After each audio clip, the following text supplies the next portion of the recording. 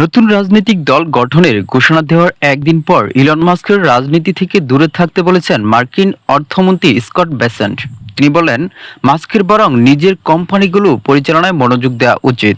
Tesla ও space এক্সের প্রধান Elon Musk গত শনিবার ঘোষণা দেন যে তিনি আমেরিকা পার্টি নামে একটি রাজনৈতিক দল গঠন করেছেন। মার্কিন প্রেসিডেন্ট ডোনাল্ড ট্রাম্পের কর ছাড় ও ব্যয় বিলের প্রতিক্রিয়ায় মাস্ক এই ঘোষণা দিয়েছেন। ইলন মাস্ক বলেন যে এই বিল যুক্তরাষ্ট্রকে দেউলিয়া করে দেবে বলে তিনি মনে করেন।